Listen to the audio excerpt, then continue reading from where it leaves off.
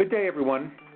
On behalf of the Bureau of Justice Assistance, let me welcome you to the Body-Worn Camera Technical Assistance webinar on integrating digital evidence. My name is Chip Coldren. I'm the Managing Director for Justice Programs at the CNA Institute for Public Research, the Director of Technical Assistance for the Bureau of Justice Assistance's Body-Worn Camera Technical Assistance Program, and I will begin the introduction for today's webinar. Today's webinar focuses on a very important and, it seems, rapidly progressing issue for body-worn camera programs: managing and integrating digital evidence of various kinds and from various sources, with the purpose of enhancing law enforcement effectiveness. Today's webinar will cover the following topics: talking through some issues regarding the definition of digital evidence and the general nature of digital evidence systems, recognized and anticipated benefits of evidence integration, what the future seems to hold regarding evidence integration systems, and the experiences of several law enforcement agencies regarding digital evidence integration. Toward the end of this webinar, John Markovic, Senior Policy Advisor at the Bureau of Justice Assistance and Director of BJA's Body-Worn Camera Initiative, will provide some concluding thoughts and remarks. The technical assistance team members and site representatives we will hear from today, in addition to John, include Elliot Harkavy, our Body-Worn Camera Technology Advisor on the Technical Assistance team here at CNA, Michael Knuppel and Renee Cobb from the Montgomery County, Maryland Department of Technology Services, Adam Kistart from the Montgomery County Police Department, Commander Pat Rigdon of the Colorado Springs Police Department, Damon Mosler, Deputy District Attorney in San Diego County and a Technical Assistance team member with CNA and BJA, and Dan Zender, retired captain from the Las Vegas Metropolitan Police Department and also on our Technical Assistance team.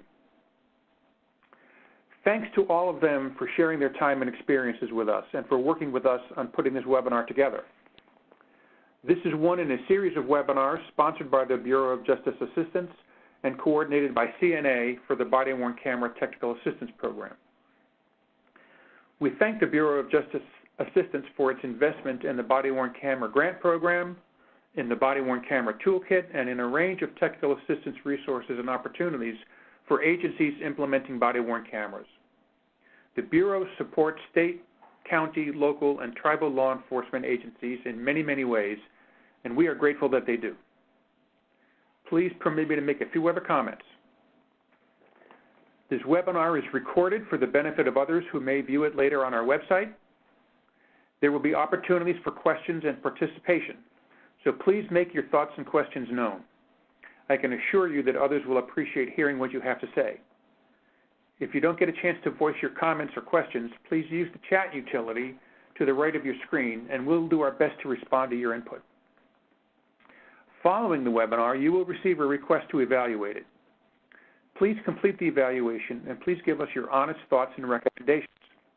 And please let us know what other topics you think we should cover in future webinars. Now, let me also thank Samantha Reinerson, Denise Rodriguez, and Elliot Harkavy at CNA, who do the background work to develop these webinars and make sure they go smoothly. I'm now going to ask John Markovic from BJA to make any other welcoming remarks. John? Thanks, Chip. I just want to make a few background comments about the program, just to put it in context. Some of you may be grantees. First of all, I just want to let you know the Bureau of Justice Assistance launched the Body-Worn Camera Policy Implementation Program in 2015. The goal of the program was to provide, actually assist state, local, and tribal law enforcement agencies the ability to leverage evidentiary value of BWCs and the digital footage that comes from these. This is a competitive grant funding program that enables the purchase and deployment of body-worn camera systems, the infrastructure needed to support those systems, as well as the training and technical assistance in developing sound policies and practices for their use. We emphasize the development of policies, and that's actually a requirement of the grant before proceeding. So over the 4 years of the grant program, 2015 to 2018, BJA has provided over $70 million to approximately 340 grantees and ultimately that will enable more than 70,000 body-worn cameras to be deployed across the country as part of broader BWC implementation strategies. Our sister agency, the Bureau of Justice Statistics, recently released a survey that indicated as of 2016, 47% of the over 1,500 general purpose state and local law enforcement agencies had acquired body-worn cameras. So in 2019, that's probably somewhat higher.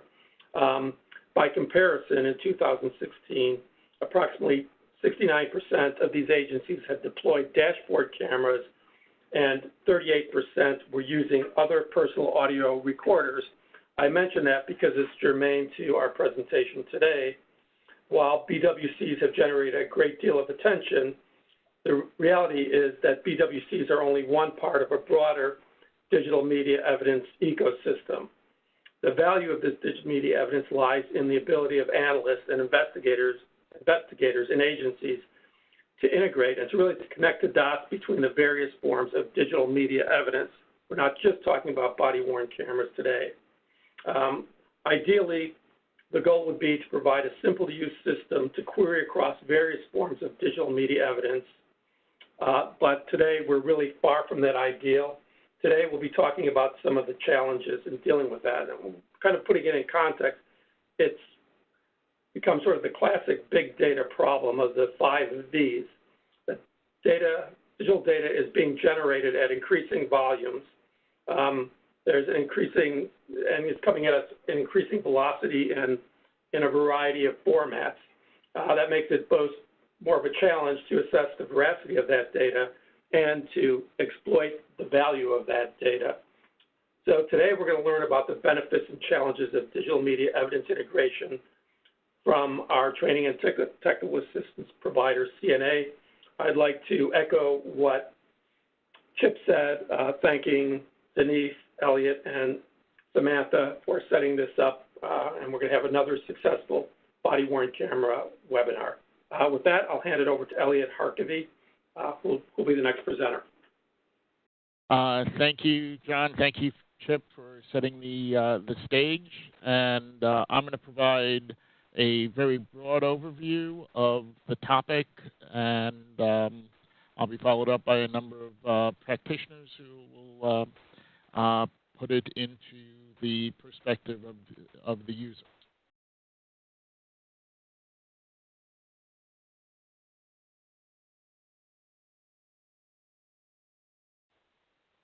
Okay, so we'll go over what is digital evidence integration, a few examples, a discussion of the benefits, what the current technology looks like, what the future could look like, and a few examples of where this could come into play.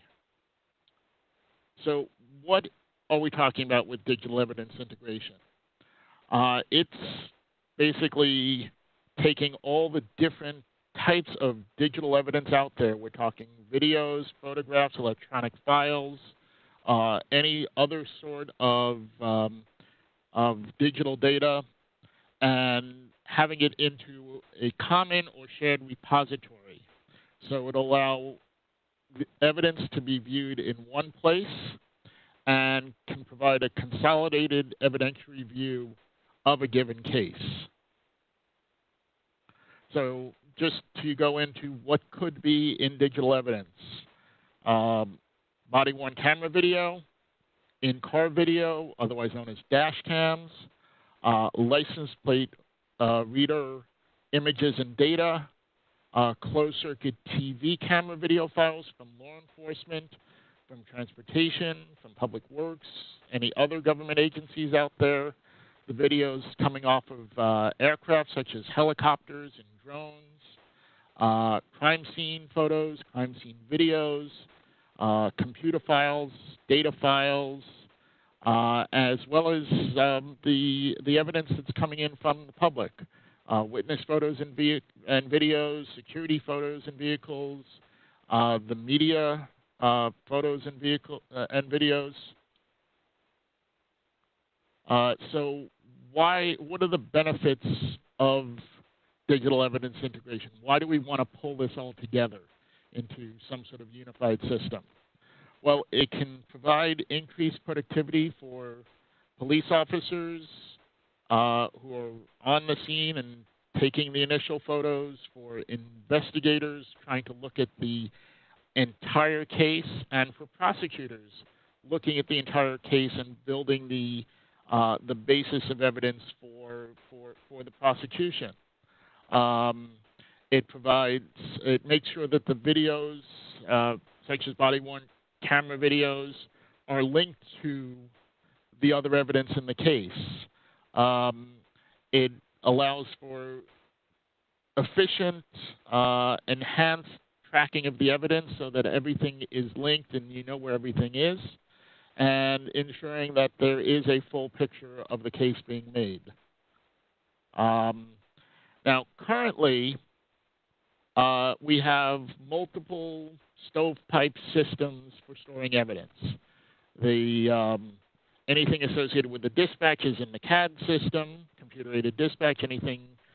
Most of the stuff that the investigator, the detective collects would be in the records management system, but the body-worn camera and the dash cam videos are going to be in the body-worn camera and dash cam systems.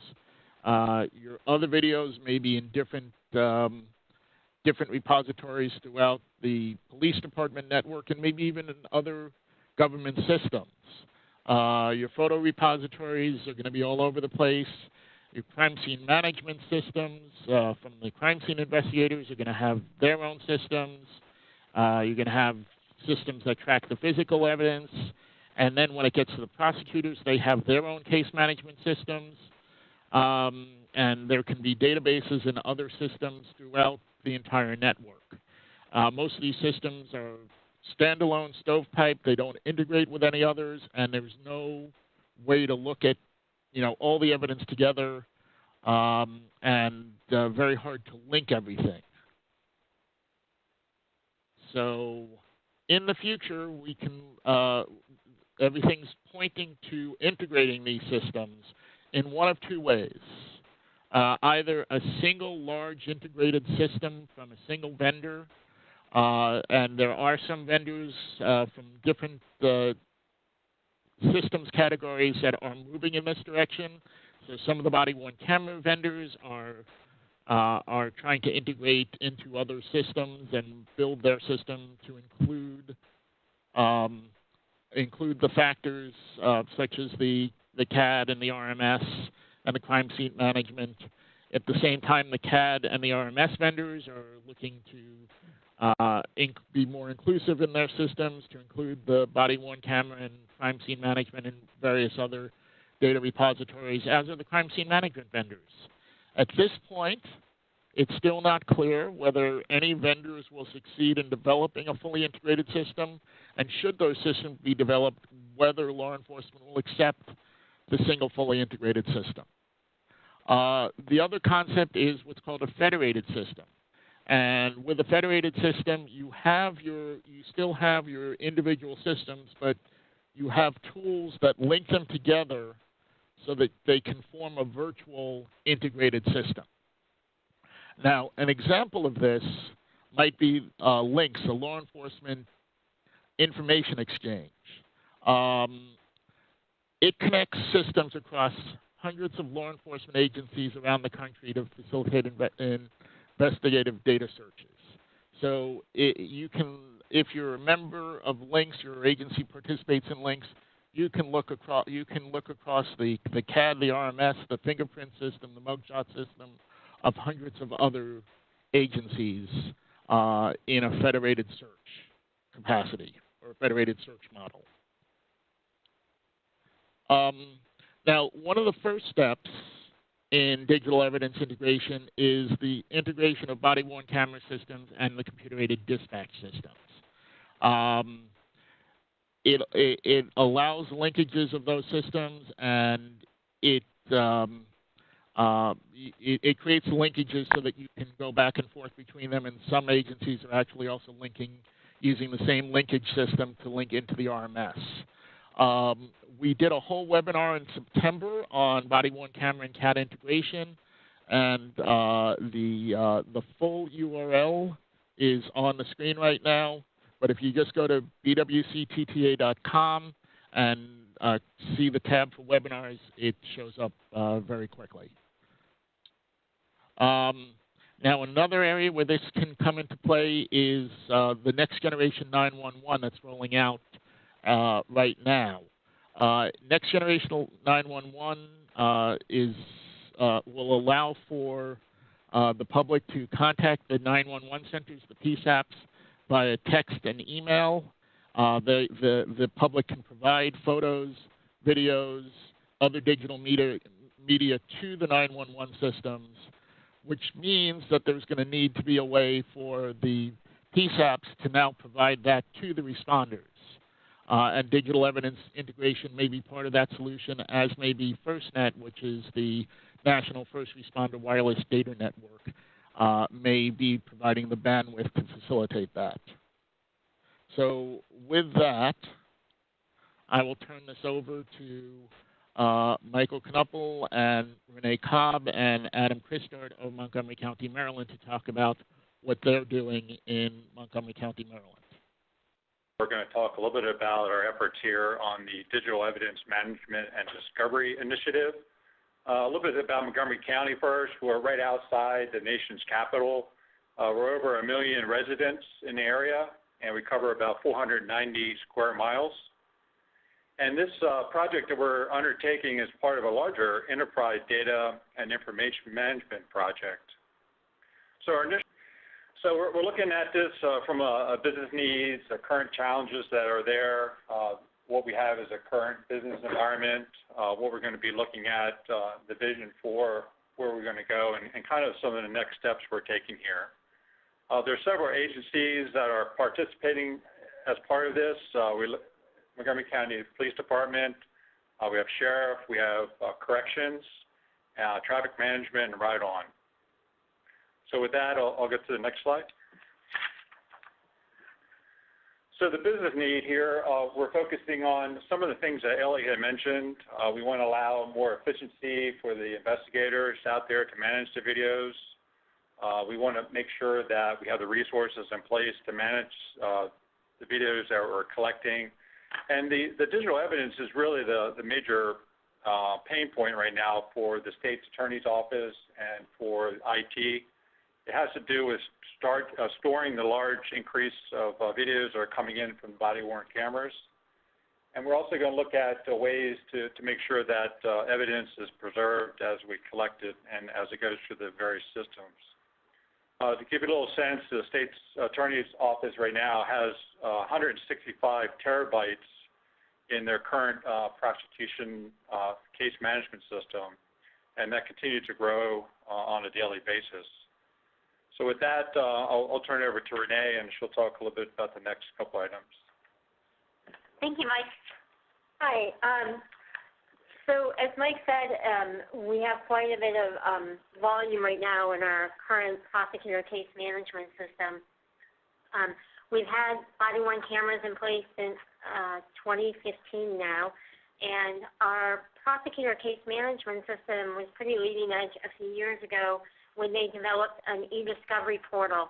And this, I believe, was at the direction of our judiciary. The e-discovery portal allows defense counsel to access all of the e-discovery from a single place, and then it provides a log that the judges can review in court. And so that's become a major requirement here. And the only way to continue meeting that requirement right now is to put the digital evidence into our prosecutor case management system. So we were cutting edge, but we've now kind of backed ourselves into the corner a little bit in terms of dealing with the cost and the technology challenges. So what John said, I think we're kind of focused on both the exploding volume and the velocity, both at which this is coming toward us, and the network speed that we need to be able to access the type of data that we're getting. We took a step back and we looked at the three kind of buckets of digital evidence that we have, And we have county-generated video that is not very law enforcement specific. That's things like CCTV cameras, school bus cameras, those types of things that have generally a 30-day retention period. And then if there's an incident, then they're turned over to law enforcement and kept longer. And then we've got our public safety cameras. So we've got body-worn cameras, interview room cameras, and dash cameras right now. We also have corrections cameras, and they generally are kept longer as well. Our retention periods are based on whether there's a potential for a complaint, and then, of course, if they become evidence, they're kept longer. And then the third category that's become really challenging is external video and other types of digital evidence that we're getting. And this kind of evidence becomes evidence, generally the moment that we come into contact with it. So this includes not just CCTV cameras, but we're having to make copies of cell phones.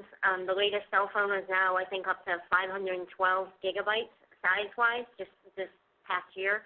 And then desktops, hard drives, laptop hard drives, those kinds of things. So we have a unit called the Electronic Crimes Unit, and they will make copies of this data for forensic analysis. And so that's really creating some challenges for us.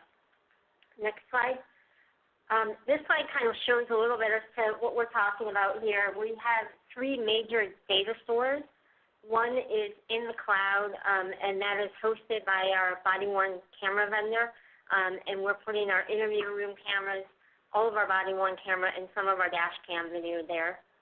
And then we have an on-premise storage for that data I talked about that our Electronic Crimes Unit processes. That's also, I think, well over 100. They expect to get to 300 terabytes pretty quickly.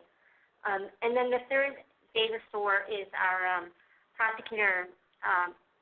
our legacy vendor video system. So we have another vendor that we have used for interview room data and dash cam in-car cameras, and we still have some of those cameras in some of our cars. And so those are stored on-premise. That's also a very large storage of data at this point. And as Elliot talked about, we have a number of other digital evidence pieces out there. Our mugshot system, for example. We are looking at getting a new records management system fairly soon, and we expect that we'll import mugshots and then have links to other types of digital evidence from that system. So we have data from all of these different sources. Because we're a county, we also have the municipals that our state's attorney has to deal with, and they're not always on the same vendor platforms that the county police are when it comes to things like body-worn cameras. That presents another challenge. And so we have processes that are different from all of these different sources of data. So we're receiving things on hard drives, DVDs, flash drives, and so that's another area that we're looking at, whether we can smooth that out a bit. So I talked about some of our challenges. One of them is incompatible video formats. This is particularly challenging with that external data where we get things in with what are called different codecs.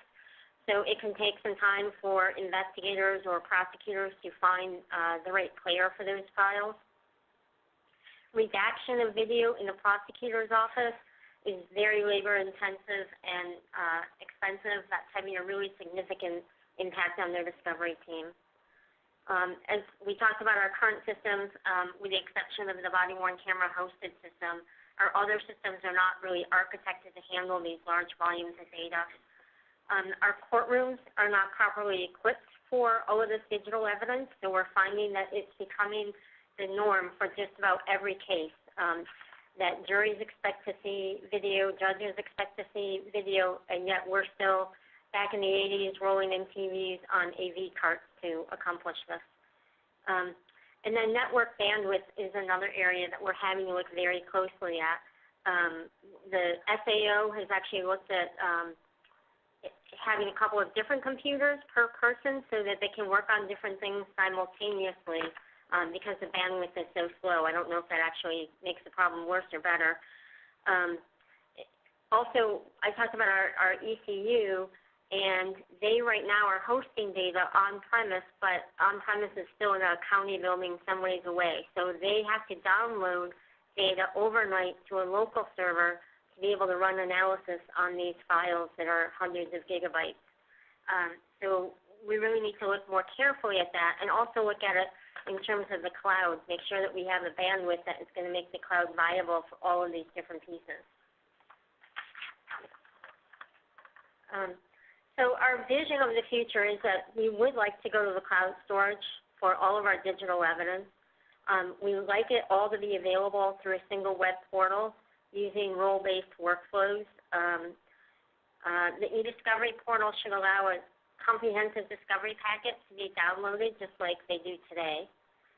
We'll look at security and chain of evidence, of course, audit logs, and then we're also looking at easily viewed and checked hash values, which are really just the unique values attached to a digital evidence file. So if there's any change made whatsoever, that value will change drastically, actually. As we talked about, we're looking at bandwidth as being a very important piece of this. And then we're also looking at a solution that would allow us to store evidence in one of two types of case folders.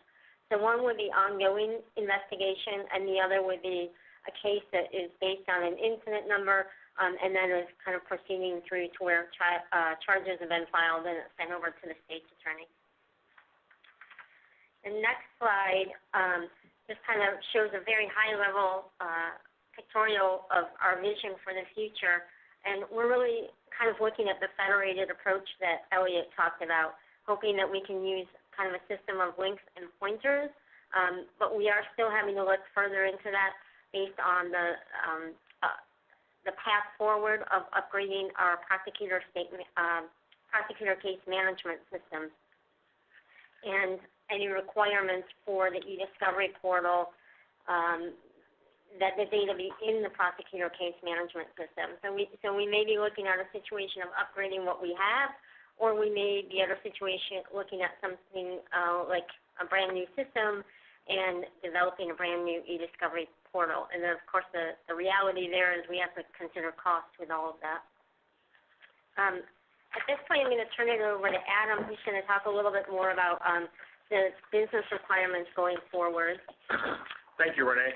Again, my name is Adam Kistart. I'm the Director of Technology for the County Police Department. I was looking yesterday. We have made 870,000 body-worn camera recordings in 2018. We have approximately 1,300 sworn officers, about 2,000 employees total for the department, just a little more on the agency. You know, just with the body-worn camera, all that kind of stuff, what is occurring is that we've been building here is we're really making two copies of our data. We record it or obtain it, and then the police store it, and then it has to go to our prosecuting attorney's office, and they need a copy, and they make their own copy. So we're duplicating storage and systems, and it's very inefficient. So our to-be model is really one of where police officer gathers the investigative information, they tag it, which is critical to finding it then. Otherwise, it's a needle in a haystack. So tagging and indexing video is very important. The next thing is we would want a common source of codex, or at least, as Renee said, a federated system where we could interpret that data. We review it, send it to our prosecuting attorney's office, and this is where the big difference is.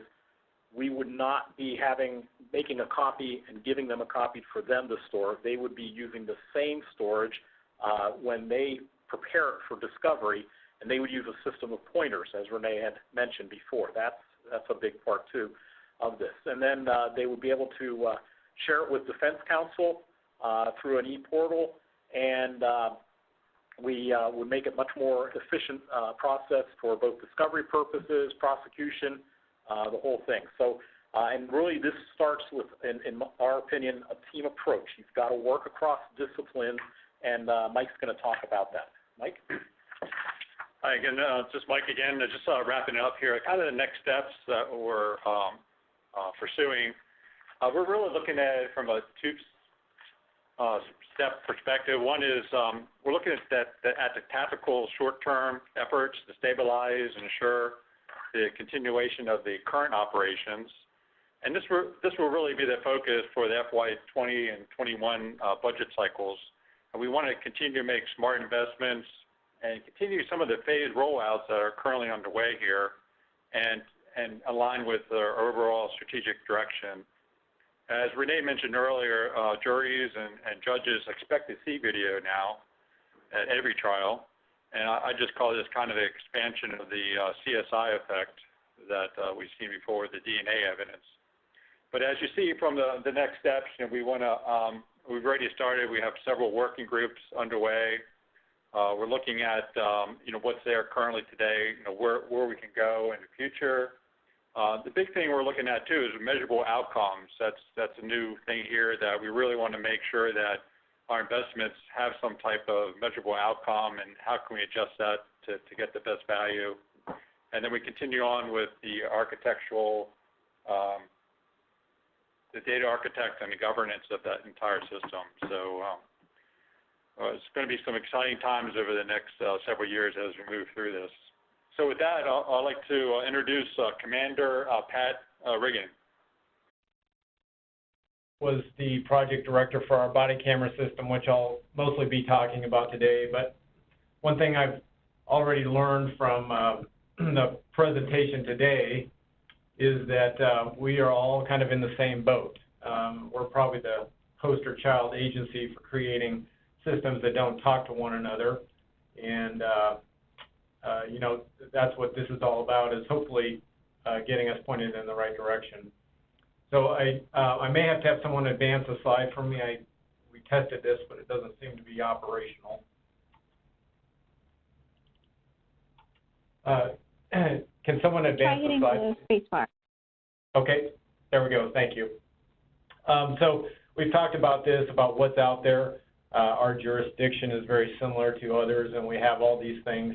But I do think this list is going to continue to expand over time. So it's now is the time to actually start thinking about how to share these things in the future. I put two problems here as I see them, but I think there's a third. One is sharing evidence with the courts. I put a map up here of the Phoenix metropolitan area, and if you can imagine all of these jurisdictions having different systems, whether that be records management systems, body camera systems, and how difficult that would be for court systems to access all that information. But the other one is that crime really doesn't know these boundaries, and it's multi-jurisdictional. So it's very important now and in the future for agencies to be able to quickly and efficiently share data with one another in order to better serve the public and solve crimes. But the one I don't have up there, which is something we're facing, is even internally, our officers are going to continually going to multiple locations to find information, access video, access reports, those kind of things. And it really does impact the time that an officer has per day to actually be doing their jobs. So really the desire of all of these things is kind of the shopping bag approach. It's to have one central location where people can go dive into and pull out whatever information that they might need at the time. But we really aren't there yet. So our county and really small municipality here is made up of multiple individual jurisdictions, some of them small, some of them a little bigger. But we're fairly rural and not anything as complex as a Phoenix or other major metropolitan areas. But even within our area, we have 8 different records management systems, 4 body camera systems, 2 in-car systems, and 11 different evidence systems. And our prosecutor's office literally pulls their hair out, I think, trying to figure out where they need to go to find all this information.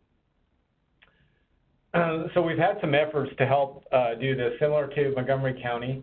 The state of Colorado has implemented e-discovery, which is an online system where our detectives basically file their cases electronically.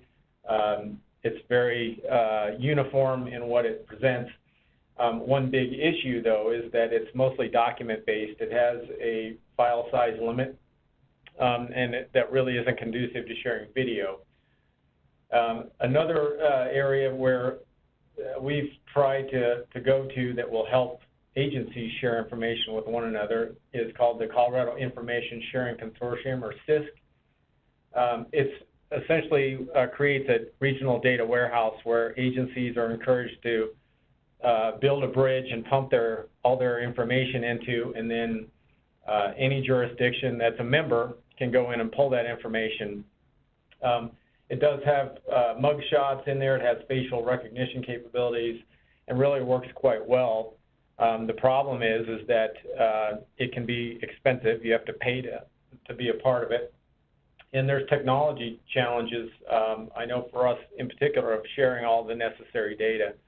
So it's a step in the right direction, but once again isn't quite where it needs to be yet. Locally here in Colorado Springs, though, we've really tried to make an effort to start thinking regionally. One area is our records management system. We've actually expanded that to make it available to our larger partners in the area. Certainly our sheriff's office and a couple of other jurisdictions have come on board. And so Colorado Springs will manage the system, but they join in, they use it, and then ultimately our prosecution office benefits because they're only going to one area to find out information. How that worked, though, is it does take a lot of foresight, communication amongst agencies, and at times compromise, which is difficult for people to do. But what I really wanted to talk about today is what I feel is a success story, and that's our body-worn camera program. Like many others, we have a web-based system. It's hosted, cloud-hosted. What we did early on when we started adopting body cameras is we made sure we reached out to our prosecution office and even our public defender's office to talk about how this process would look. And even we involved the next biggest jurisdiction in our county, which is the sheriff's office. And they agreed to partner with us and actually buy the same system that we did. So between our two agencies, we were able to put 650 cameras online. And with the talks with our district attorney's office and public defender's office, and even private defense attorneys locally, we were able to do a series of trainings up front. And essentially what we did was we allowed everyone access to our body camera system. It's permission-based, so we limited their permissions, but we taught them the system. We built everyone an account in the system, and so then depending on how the video is categorized when the officer takes it, the district attorney's office has access to those videos that pertain to them. Once that comes into their purview, then they have the ability to share that video with the attorney of record, the defense attorney of record. What this has done for us, though, is a couple of things. It's made the necessity of having discs or any kind of other media sharing hard copies go away. So it's all electronically shared. It's probably the biggest thing that it's done, though, is allowed our agency to manage our entire body-worn camera system with two people, rather than, in my opinion, probably 8 or so if we had to ensure the facilitation of the sharing of the videos. The system itself has a very clear audit trail, so you can see who exactly has touched the video and what they've done with it. So there's never really a big question when it comes to court on that. How we've managed to sustain this, though, is that once a month our agency hosts a training, and any new district attorneys, public defenders, private defense attorneys are asked to come to the training, learn the system. Once they learn the system, we build them an account, and they're off and running. So it's actually been really a model for how we feel like we want to move forward with other systems. Some things that we're looking at, obviously in the future, are looking for like a do-it-all vendor. I think that would be very advantageous, somebody that does CAD, RMS, potentially body cameras, other evidence sharing, as we've talked about before. But we also want to continue to look at regionalization. So does it make sense for us to regionalize our communications center and have that under one roof? Same with records management. We've already talked about being on the same system. Now does it make sense to house all that under one roof? And the same with our evidence. We aren't there yet, and I'm sure we have challenges that other agencies will in that process, and that, you know, there's a lot of ownership in our agency and other agencies on how they do business. And as I mentioned before, it would take some compromise for us to pull these off. But I do think in the interest of public safety, being good stewards of tax dollars, that this may be something that we have to look at. So with that, I'm going to turn it over to Damon Mosler for a prosecutor's perspective. Thank you, Pat. As we move forward, we must look at what type of crimes involve digital evidence. It really could be every crime in every case. Reports can come electronically, as we heard from Pat. Cases have video evidence. Body-worn camera has certainly been talked about, but there's much other evidence that's also associated with it in videos, pictures, and so on. Even simple misdemeanor cases will have digital evidence. Your shoplift cases will have stored video. Driving under the influence will have lab work or breath tests, plus video and reports. And of course, your complex fraud cases or murder cases contain voluminous records. Whether you know or understand it, all of our cases, both law enforcement and prosecutor alike, have digital evidence in it. How we deal with it effectively is the question. For prosecutors, we have to be able to sort through what law enforcement gives us and find the relevant and admissible evidence to prove the charged or contemplated crimes. Of course, it helps if the evidence is highlighted or can be readily determined from the digital evidence.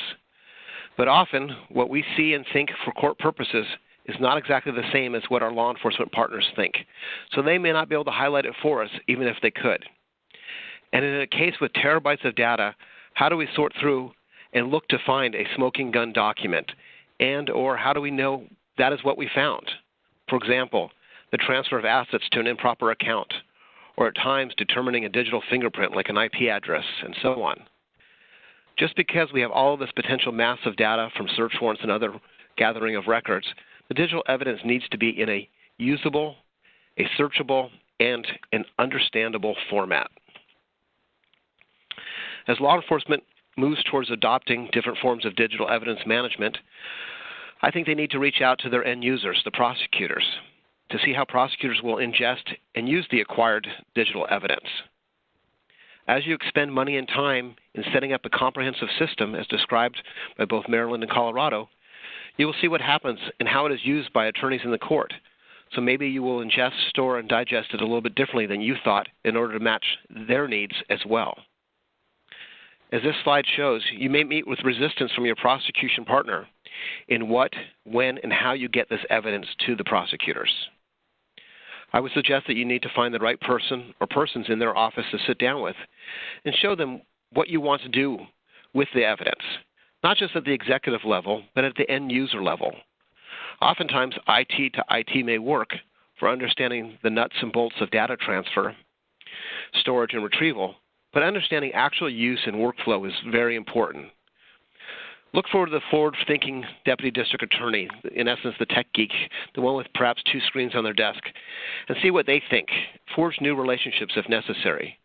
But you need to take the time to explain what you're trying to do. It's all worthwhile. Demonstrate, show how it could work. Obviously, they'll have their own insights and thought processes as to how it will impact them. Listen to them. Be willing to adjust if you can. It may make sense for you financially. Sometimes new systems and technologies need to work the bugs out. Perhaps you need to do a pilot project with a unit or branch. We did that with our body cameras. As agencies came aboard, we dedicated one part of our office to be the first ones to receive the evidence electronically. We worked out the bandwidth issues. We worked out compatibility issues in order to avoid widespread rebellion and avoidance of this new technology, and it worked out very well. But at first, the first agency came to a DA in my office who said no to cloud evidence delivery, didn't understand it, wasn't willing to listen to it. But they went around him and found somebody that was willing to say yes, and that helped limit the resistance as we started and moved forward. Don't get upset if you get resistance. You should expect it, and be prepared to find new advocates. But just insisting on how and what the prosecutor will get may lead to false starts and expending funds that are wasted. As mentioned, discovery is important. It's critical that you have all the evidence on the case and get it to the prosecutor in a timely fashion and in a method that they can ingest, and when needed, provide it to the defense in a fair fashion. How are you going to provide that digital evidence? Will it be raw data, unredacted versions of material that cannot be redacted without great effort before giving it to the defense? Or is there a way to use this technology to automate the redaction of reports in agreed-upon specified fields that contain personal identifying information, which would save both the prosecutor and the defense time, as well as yourselves? See if you can find ways to get it to them both in redacted and unredacted versions automatedly. It would be helpful. But if your process ends up imposing a burden in terms of reviewing and redacting all the digital evidence, think about the reception you will get when you give mountains of data to the prosecution office in a format that's more burdensome than the hard copies you had been providing previously. Speaking of workload, you can anticipate that there will be an additional time burden in reviewing and preparing all of this body-worn camera evidence and other digital evidence for court. A few key issues that can help limit or vary the amount of burden is to determine whether your state law requires redaction before giving it to the defense, or can you get by with court orders to avoid that type of additional workflow. In essence, I urge everyone to consider and try to work smart as they move forward with adopting this technology and compilation of all the evidence in a given case. There may be ways to do it in a creative fashion that had not been done before. It would be unfortunate if this new technology created more work rather than less work. As prosecutors, we need to make sure that there's a system in place that we can verify that all the evidence on a case has been turned over securely. Is there a way to verify that? Is there a way to hash it? Are there methods to make sure it's all in the file and that the file is complete? What about late additions to a given case, things that are discovered at a later time or recovered at a later time? Is there a way to alert the recipient that there's additional evidence in a given case? Sometimes we see that as an issue with our body-worn camera cases. Missing or deleted evidence can lead to adverse court consequences and embarrassment to the law enforcement agency, or pain of somebody from your agency having to testify about the oops issue. Where did it go and why is it gone? Make sure your system can prove that all of the evidence is there and you've linked it to the appropriate case, so that way it's not mislabeled and lost. One of our pilot programs involved one branch and one agency. Using the existing body-worn camera portal, they wanted to add police reports, pictures, and 911 tapes to their body-worn camera submission. And they were able to do that electronically instead of by hand for that material. And this is working well. It speeds up the transmission and receipt of cases. It's not going to be our final approach for this particular way of ingesting cases, but it could be for some. For us, the long-term goal is to have the electronic case submission submitted by law enforcement in a fashion that the data fields we use in our case management system will be filled with the data fields that they've already filled in biographical data of suspects, witnesses, and victims.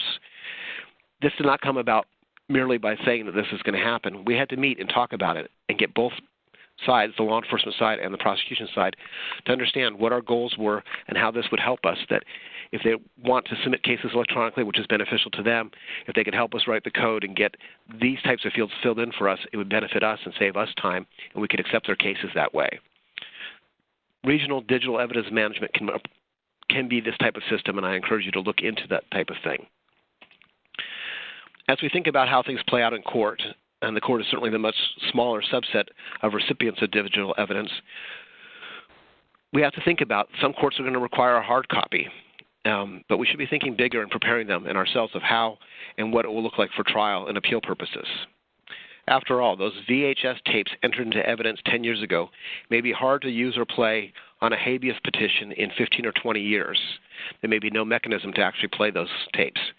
So we need to think about how we can make this presentation of a variety of data sets friendly to the jury and court while we use it to help prove our cases and provide certainty in the future. When we talk about actual cases in court where many systems can gather data and evidence and can be combined on a given case, like a DUI, you'll have talks, reports, and tests with body-worn cameras showing in terms of how somebody was behaving on the field sobriety tests and the driving. But now we can think about potentially adding in search warrant data for a credit card where somebody was at a bar to try to establish a drinking pattern. We can show maybe purchases. Maybe they have a point-in-time sale evidence at that bar that would show us where and when each drink was purchased by this person on their credit card leading up to the driving, create a digital timeline. There are so many various ways to be able to present this evidence that will be fascinating that law enforcement can think about as they get this evidence and talk to the prosecutors and think of a way to have the jury understand and digest things. There are many different opportunities for multi-digital evidence presentations, and I would encourage you to be thinking about that, and certainly your younger officers and deputies as well as the DAs will be thinking about different ways. Perhaps there's a bar fight where you can link up bar surveillance cameras showing what happens, people's cell phone cameras on the timeline, and then finally the responding police officers. This is a unique time for us to be working and gathering evidence that can hopefully help our cases be presented strongly. And I encourage you to be creative and think about those things as you work forward and make this global collection of data a positive and impactful result rather than just being happy with technology that's putting it all in one spot. That is my thought as a prosecutor. I certainly welcome questions at the end of this, but I think we all need to be continuing our dialogue and be thinking about those types of things. I will now turn it over to Dan Zender, who will help us understand the system and the flow of the cases. Thank you, Damon. So predicting the future is perilous. Solutions to future problems are even more perilous to predict. I'm hoping to generate some constructive discussion out there about planning for and managing digital evidence. And so here's some thoughts about the digital evidence issue that we have been talking about today. And many of these, in fact, all of them have been discussed at some point, but I think they bear being discussed again. Digital evidence is everywhere, and it's growing exponentially and is now key in investigations and prosecutions. And juries increasingly want to see this digital evidence, especially video digital evidence. This exponential growth will continue to create large quantities of digital evidence that will need to be stored and accessed. Many police departments and prosecutors' offices have, as you have heard this morning, are struggling to catch up.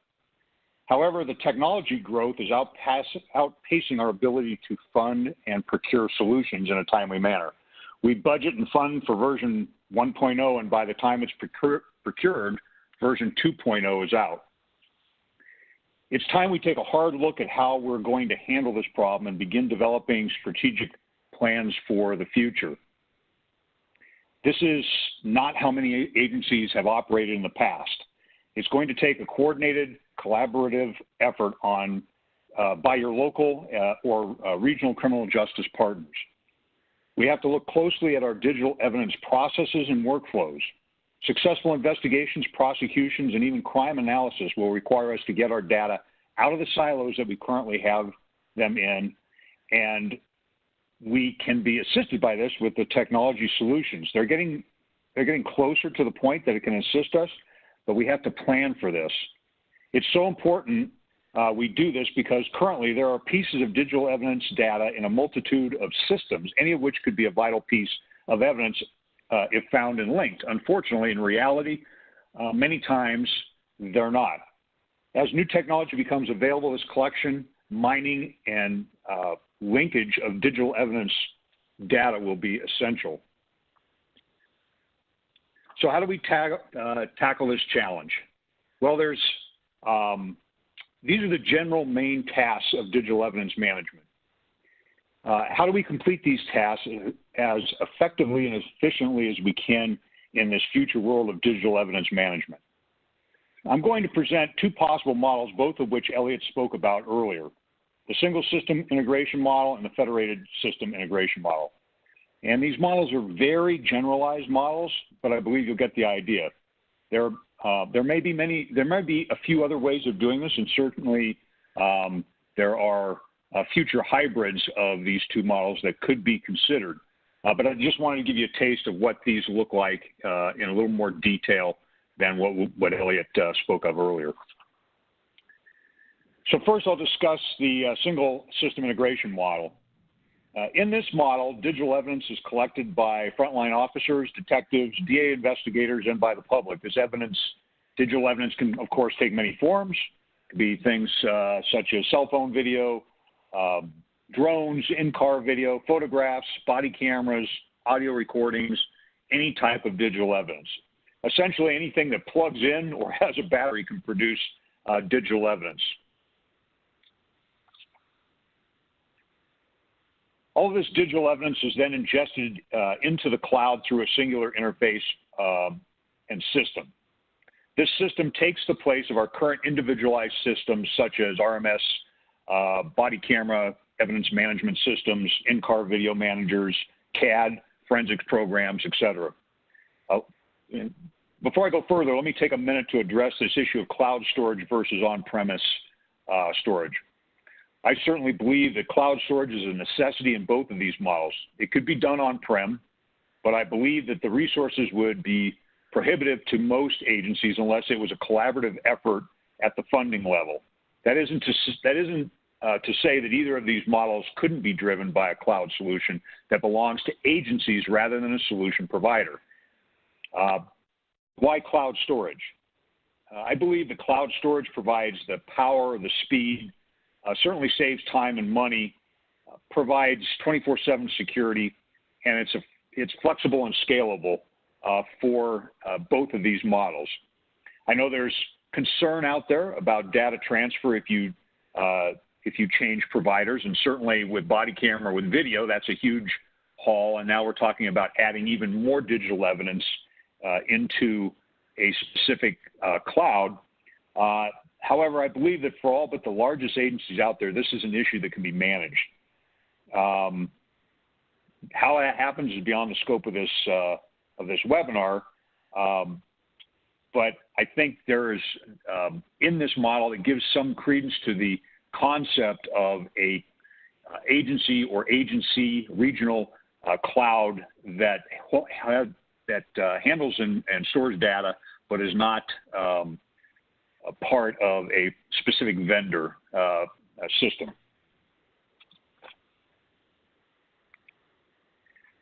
Continuing on with the model, you now have all the digital evidence. It's been collected, ingested, and stored. And now the individual users access this one system through a singular interface. In other words, this eliminates the need to access numerous systems.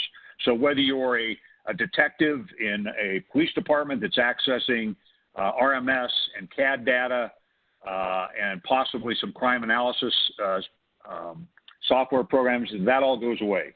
They are reaching into the integrated system, and all that data is there for them. It's especially useful for the challenges that Damon just spoke about at the prosecutor's office, the bundling together of all evidence. The data, in this case digital evidence, is collected, integrated, managed, and accessed through just this one system. So here's some factors for consideration when you talk about the single system model. Obviously, it will require extensive operational and budgetary planning when it is used externally to a single agency.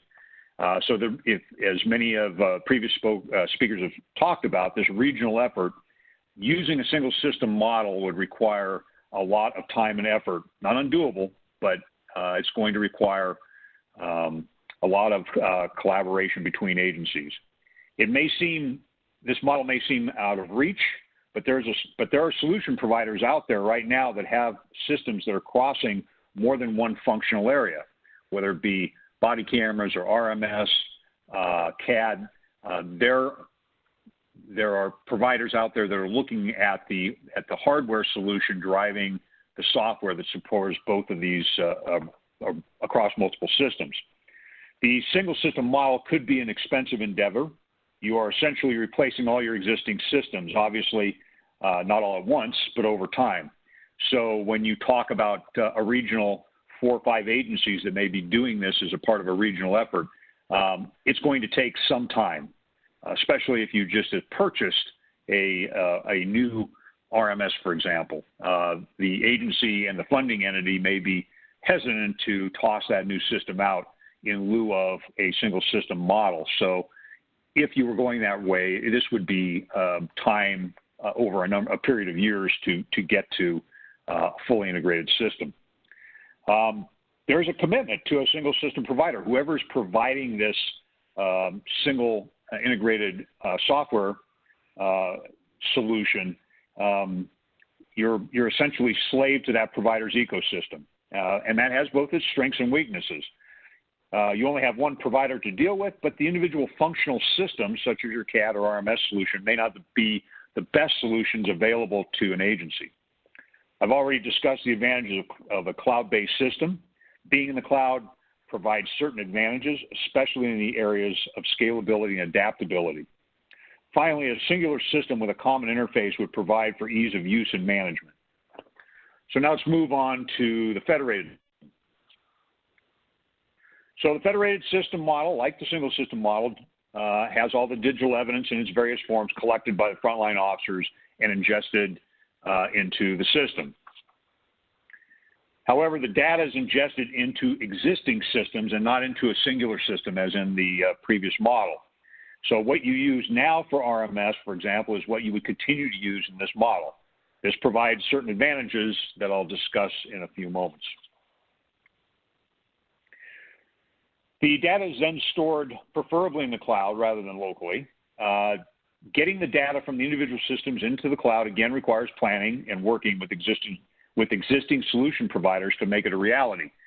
This is a singular cloud system where we would go away from any individual cloud storage for a particular piece of evidence. So you have a singular cloud storage application, whether it's from a solution provider or it's acquired regionally by the agencies. All that information goes into the cloud. Now, there's a number of ways that this could be done. I'm not going to get into the details of that. It's beyond the scope of the webinar. But the idea here is that you have your singular systems feeding data into a single point. Once it's in that cloud point, they then can be, it's all co-located in one cloud location rather than existing multiple storage areas.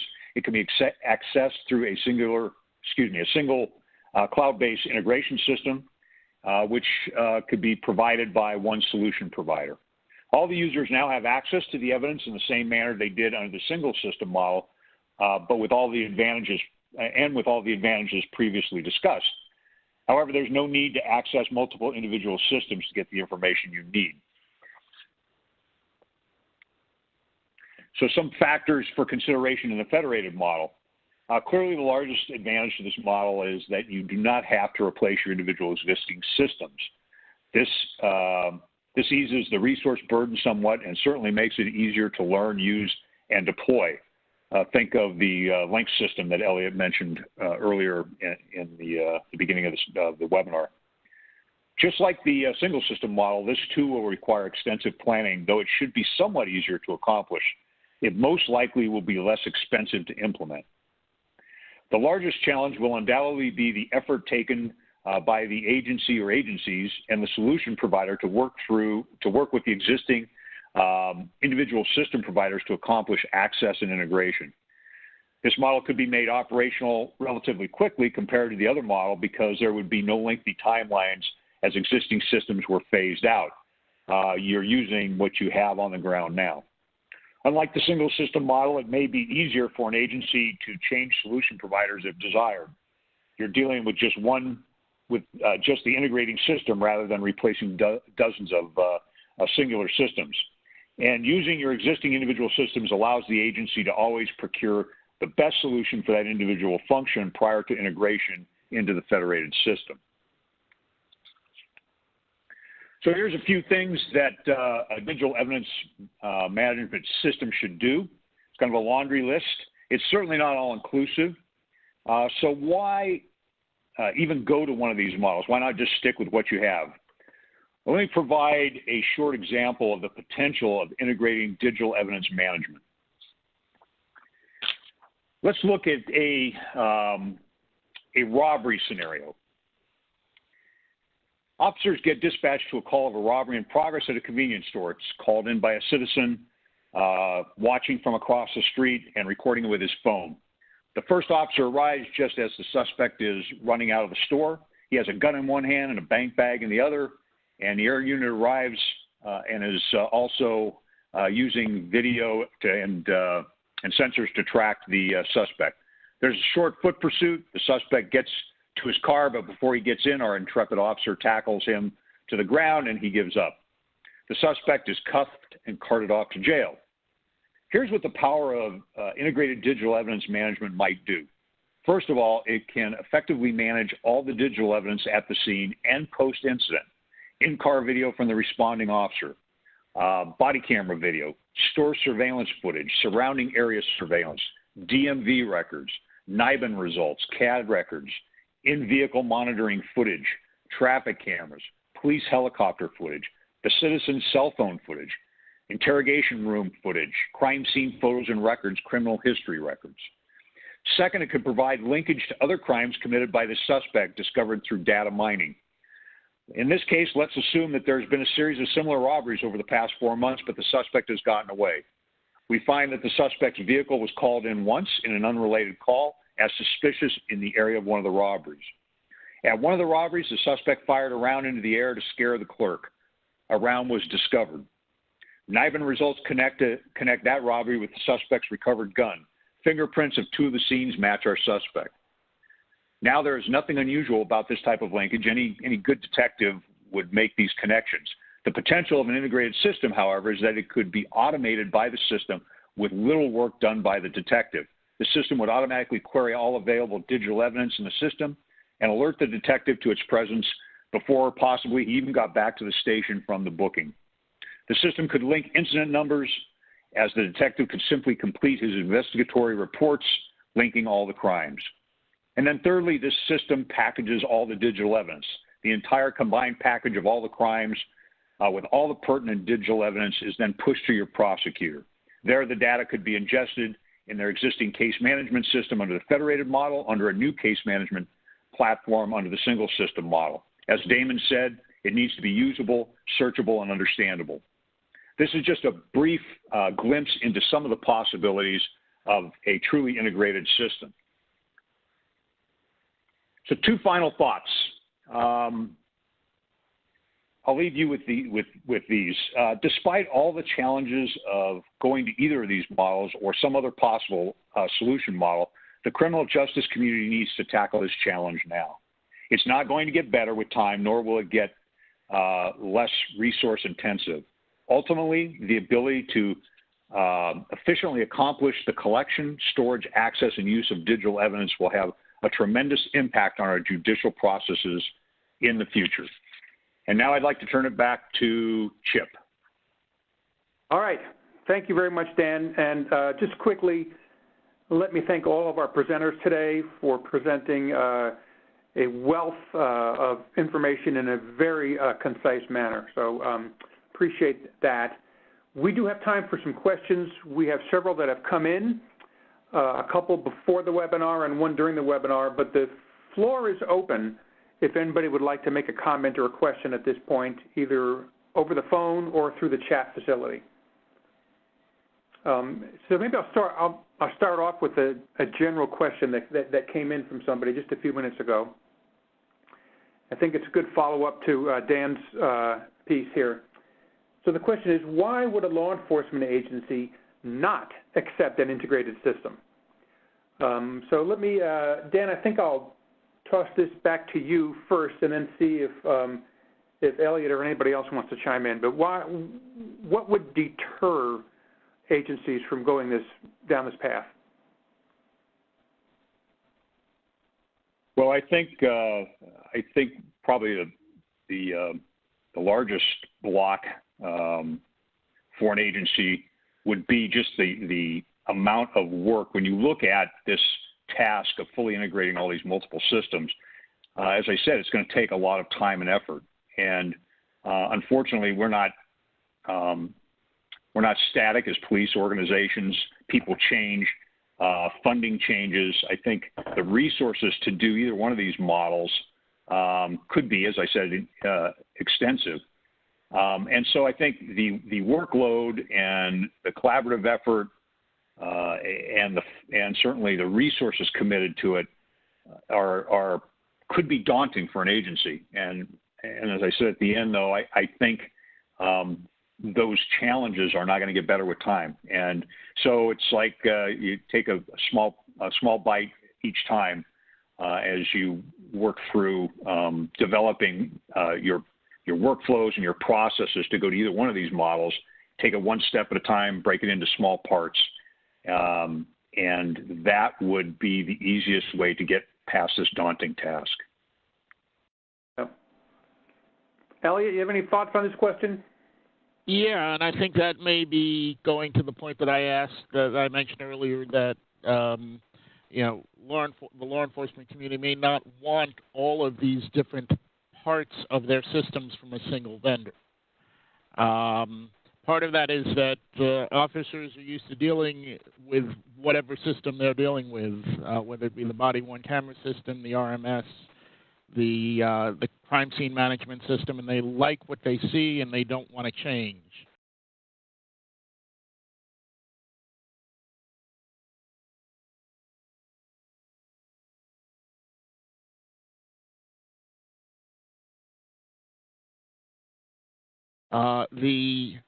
So if vendor A is going to offer, you know, something that does everything but does nothing well, or does nothing exceptionally, that might be that might not have the same market as being able to piece together components that everyone is already using, everyone already likes.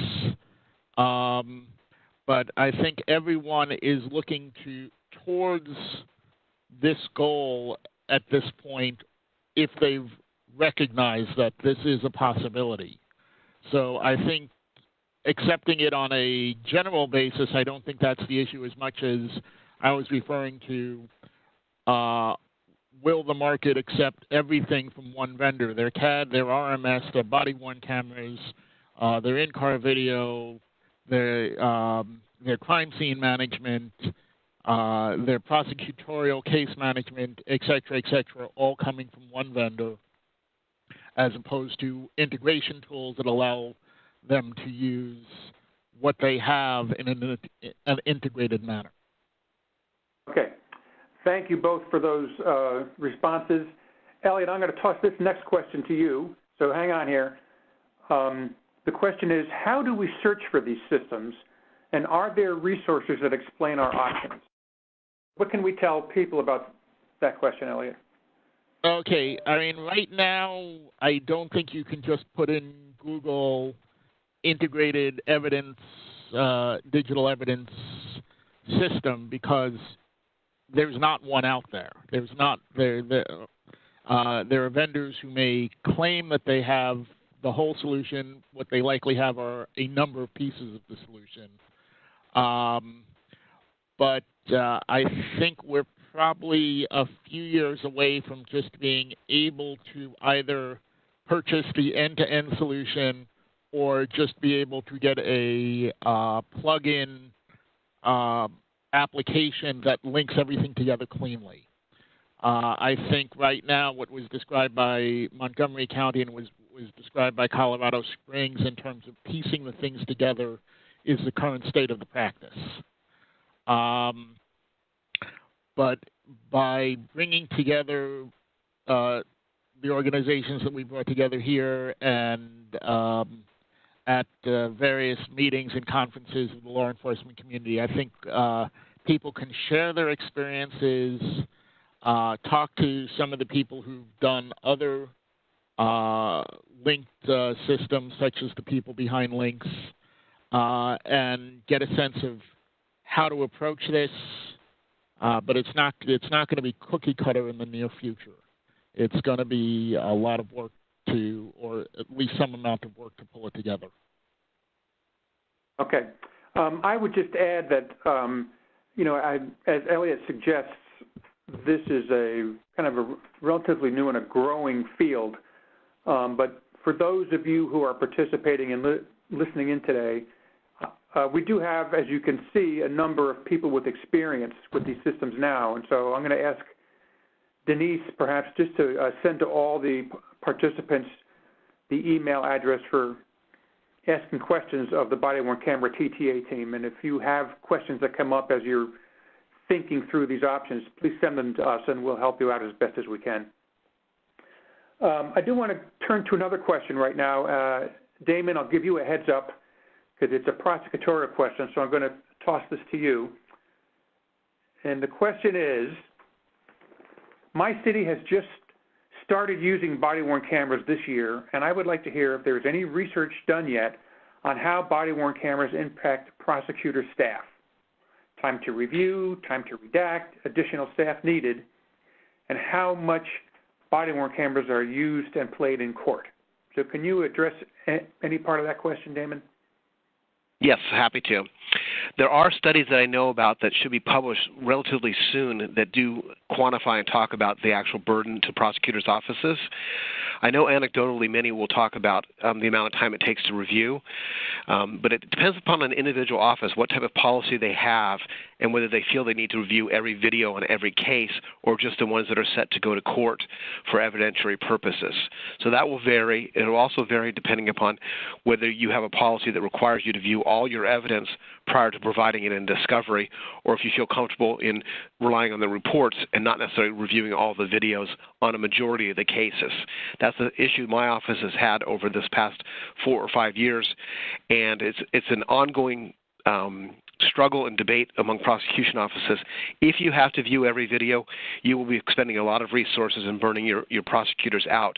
If you can find a way not to do that based upon reports or your own analysis of the particular case, then I think you may be able to have the technology work for you and not be as time-consuming to do preparation.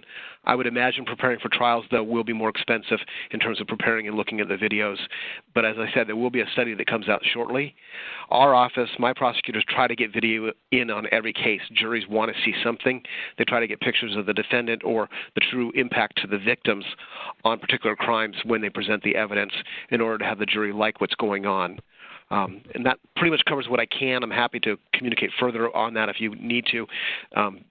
The webinar has links for us, and they can find us directly to talk about these things. Great.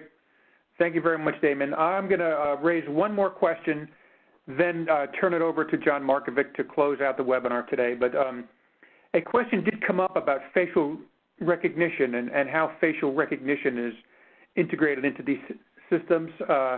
Pat Rigdon, I saw that you mentioned facial recognition in your presentation. So do you think you can respond to this, with a little bit more detail on that topic? Well, I can certainly tell you how the system has been working with this thing called the Colorado Information Sharing Consortium. It has a facial recognition side to it. It's a fantastic tool. So I can import, let's say, third-party video. Let's say a bank gets robbed, and we have a facial or a fairly good picture of an individual's face. We can import that into the system, and then it will run a comparison, facial recognition comparison to all the mugshots that have been imported into the system. So let's say Colorado Springs and Denver have all their mugshots in there, and it'll find a match. And so we've actually had quite a bit of success with that. Facial recognition, though, on other things like, let's say it's surveillance cameras that either a city or county owns, or even body camera. Frankly, I haven't gone down that road. I know that's a very somewhat controversial subject, I guess, just with public acceptance of facial recognition technology. But I think we're getting ready to bridge that or broach that subject with our public here, as we're going to like a smart city concept in a new area of our downtown, and that there's a lot of interest in putting facial recognition technology down there. And I think it's how we use that that's going to be very important. The public thinks Big Brother's watching at times, and so we'll have to probably do a lot of education around that. But I'd certainly allow anyone else that has more experience with that to chime in at this point. This is Elliot.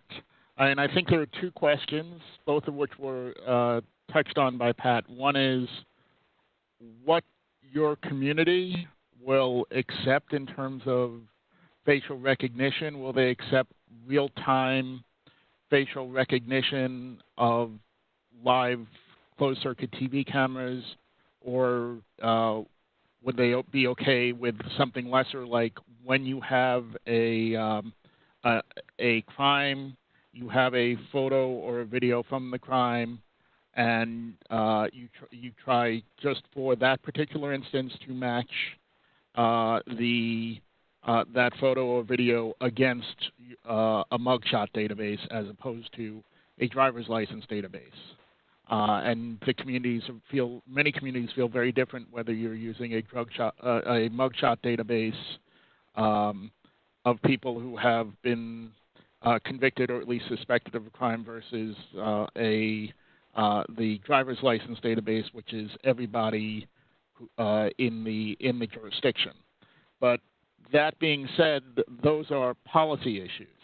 From a technical standpoint, if you have your digital evidence systems integrated in some manner, well, then you can very easily take the video from your body-worn camera system or from a closed-circuit TV camera and match that against your existing mugshot database because everything's integrated.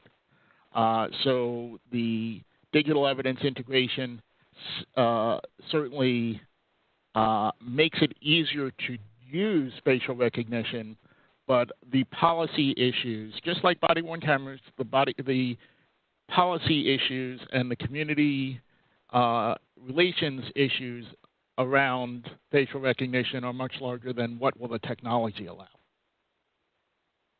All right, Elliot, thank you for that. And let me again thank everybody on the team at CNA and at BJA and of all of our presenters for pulling together this information-packed webinar today. John, I'm going to turn it over to you now for a few final remarks. Yeah, I think you summed it up well. I don't want to spoil a really well-integrated webinar. I think we touched on a lot of important topics, the breadth of integration. It's not just integration within your agency, but it's vertical integration, as we saw in the Montgomery County example, between different entities in the same jurisdiction. So the schools and the state's attorney's office and the sheriff that's operating in the same territory as the police department. And we also looked, as Commander Rigdon put out, that there's our benefits to what might be called horizontal integration, several departments working together to put their digital evidence together, because as we know, crime doesn't stop at those boundaries. I think Dan touched on some of the key points about the integration of data and the fact that we're just, and what Elliot touched on, that there aren't any hard and fast solutions out there now, no one-stop shop. Dan phrased it, I think, well in saying that we're really starting and continuing the conversation here. So stay tuned. I think this is a brave new world, so to speak, of digital media integration, and with the TTA team from CNA and BJA, we want to stay on top of it and hopefully bring you more webinars and more knowledge resources on the topic. So I think maybe one of our slides, or maybe Denise can remind us where you can go to send us your concerns, to ask your questions. And here we go. It's the next slide. For the TTA website is probably the best place to go with questions. We've got the body-worn camera toolkit, which was stood up at the beginning of our grant program, contains a wealth of information. And just feel free to reach out to us with any of your ideas, any of your suggestions. And with that, I'd like to thank all the presenters from our two jurisdictions, our SMEs, Damon and Dan, and the whole CNA team for another, I think, very interesting and well-organized and informative webinar. Thanks all.